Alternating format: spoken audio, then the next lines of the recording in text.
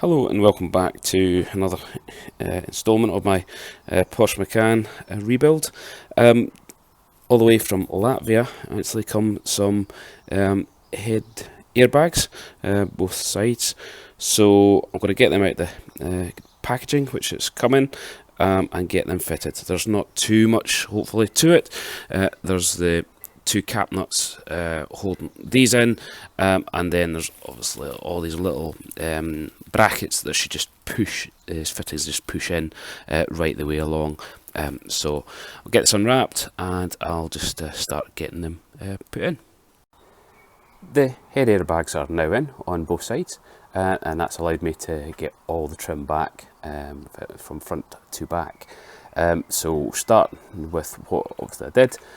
Put the head airbags in. They fit in effectively behind this little panel here, effectively where the speaker is. Just two cap nuts that hold them in there, an electrical connection. They then feed up, obviously on the inside, up and over. There's about 7 connections, just right the way along the top on the inside here, and down a couple finishing on the A-pillar. That obviously at the front allows the A-pillar trim to be put back in. So one screw at the top and just feeds in. It took me a little bit less time to feed it in on the second side. I assume that was through practice. That allows the trim below to be fitted in, and obviously this cover on this side. It's same on both sides. That then allows obviously the headlining to be retained back in underneath the rubber trim here. And in the centre I've got pushed back up the control panel there, and on both sides I've obviously got the grab handles front and back. They screw in. So the B-pillar, as you can see on the passenger side, does not have its trim because the seatbelt actually had to remove it again. When I went to fit it, I noticed that just as it connects to the seat, it had actually been cut. Whoever removed it from the car that it was salvaged from hadn't maybe taken as much care as they should have. I don't know why they were using a knife, because actually the clip down by the seat is pretty straightforward to remove. Just a small screwdriver or even your fingers can actually remove it. It's just knowing which way to move it. So anyway, that had to be sent off to get new fabric in it, which has been done. It's just to be returned to me, and then I'll be able to put that back in, and that piece up there will allow the B-pillar trim to go in. The C-pillar trim in the back here was said to need to be removed to be able to put the headliner behind it. However, there's enough flexibility in the headliner that you can actually push it behind without having to take that off. If I'd had to take that off, I would also have to take the lower rear airbag off, which would have obviously just involved a lot more work. And then last D-pillar, again, there's where the rear seat belts go through, and the speaker as well. That's also retaining the headliner at the back there. And last of all, it's obviously round into the boot, this rear piece. So what I found was taking most time was just making sure that when trying to locate the clips, they were actually going to feed into the holes that they're supposed to, and not push and bend or break somewhere else. So just take my time with them, making sure that they were all located, and they do all seem to be. And that lastly leaves this last piece that just runs along by the boot, which is now all in place. So the inside of the car is as good as done, and therefore I'll get on to some other items that are obviously still needing done. As you can see, I've got the mirror housing apart. There's not too much to take it apart. There's 3 Torx-headed screws to be removed, and then the whole casing comes up. This is so I could get this indicator part out.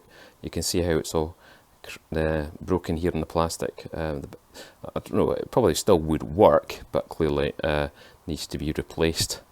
I'm hoping that the other part is this part on the back. I'm not sure you can quite see the scratches that are on the back here. I'm not sure well shown up in the camera. I'm going to see if I can take some 2000 grit wet and dry sandpaper to that. It looks as if it's maybe only in the lacquer that it's actually you know, the paint, it should be fine. So if it's just in the lacquer, hopefully I'll be able to polish that out. If not, there's no real harm done, because it would need painted anyway. So see how that goes. And next on the to-do list is replacing this cap here on the driver's side mirror. It's maybe not so obvious, but just under here it is all cracked along there. So I got a new one from the Porsche Centre, and we'll need to obviously get the old mirror taken apart. So obviously I've already taken the top part off. Drop that there, but just taking the top part off already, and there's now sort of nut on the top there. A bolt needs to come out, and that allows us to get in, take the top part of the housing off, I believe, which should then allow me to lift the cap off and replace that. I did think where it was, it's not so noticeable, but it just bothered me the fact that I'd gone to replace the indicator lens and the mirror and left this plastic cap broken, so I'll just replace that while I'm in here. This is how it looks part way through disassembly. I've taken the screw out of this middle hole here. It just lifts off. There's a few electrical connections then to disconnect, as you can see. The most troublesome one to come out of that lower hole here was this, effectively this little light here. It really didn't want to pop out, but with a bit of force it did actually pop out the plastic housing. So it just needs its electrical connection disconnected. That should hopefully therefore allow the wiring harness to go through this cap as it gets lifted off. I was wondering how I was going to get this off when I hadn't removed the mirror from the actual car, thinking there was probably something underneath that was going to need to be removed. It turns out, yeah, I think I'm now going to have to actually take this off, which means taking off at least the door panel, hopefully therefore to get in from the underside to take this off. Maybe I just didn't read the manual properly. Maybe it's one of these things that's just missed out and assumed that you'd know. But I had sort of hoped that once I'd got so much off, it would just be lifted off, but there's a lower screw on this that you just can't get to, so I'm going to have to take this off, take the inner panel off, take this trim off the stock, and refit the new one. Door trim panel, the little bit of trim that goes along here, just going to get a bit of sort of plastic lever or that to help you, a bit of plastic lever it out. It does take a bit making sure that you do pop it out far enough, because it needs to come out slightly and then it slides to the side, because there's a couple of the bigger holes here. I've actually got sort of hooks that, if you like, go through and retain, so they won't come straight out. They come out so far and then you can slip it to the side once you've disengaged all the other clips and take it out. Then there's 3 screws retaining this, one behind the little plastic piece that pops out here, one down at the bottom. I suppose some models there is an actual electrical connection, but this one's just a little plastic cover that's over there. Then this, just once these 3 screws are out, you can just lift this up, and as you can see, I'm holding it up here using an old shoelace, just to keep it out of the way, because I think the hole that I'm looking for is here. There's a little cover over it, and there looks to be a spline headed bolt. You can't quite just about see it in there. Spline headed bolt in there. I think that's what's retaining the door mirror to the door.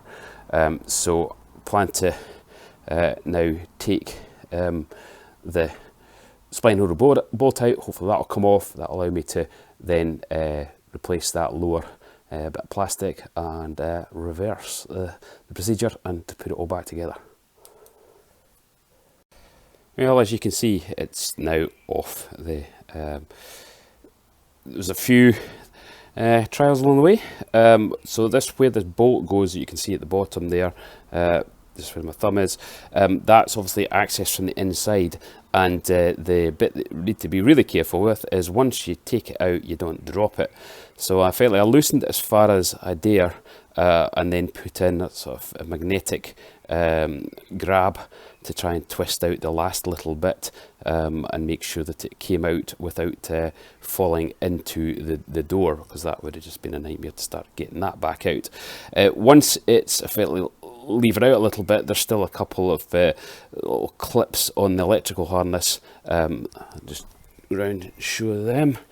It's a bit dark, I'm not going to show it particularly well. They've got a couple of little plastic, white plastic caps or fittings that just sort of grab into this housing, and once you lever them out, you can feed the harness back through, and then this can come off.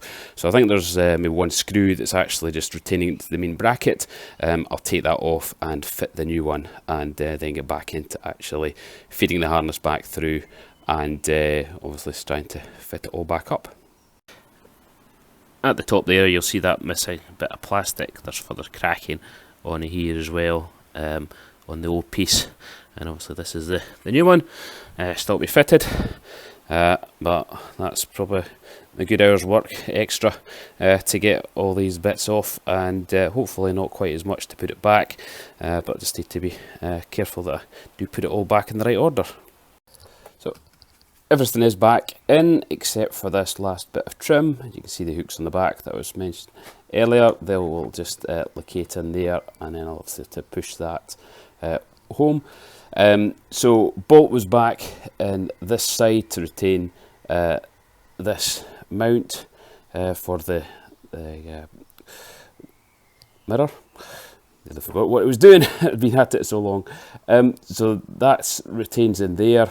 Only dropped a bit once, but fortunately it didn't drop too far, so I was able to get it with my magnetic tool. Then it's just reassembly of all these bits, just remembering which bit goes on, putting them all in order. I've still got the casing here, so I'm waiting for the light that fits in the back there. That will then be able to go on, and then connect up the last of these things with that's the mirror glass, and there's wire around the back there for connecting to the indicator light. Able to rehang this. Say fortunately it didn't have to come all the way off. It just locates in. There's about 3 mounts on this side, 3 mounts on that side. There's dropping it on, and then there's 3 screws. One down the bottom corner, one a bit there, one in behind the catch here, to retain the door panel. So that's not too difficult to do. Say it's just getting all these lined up, and then eventually turning this screw back in. So that's that all done. So that is probably enough for today, and thank you very much for watching. Cheers.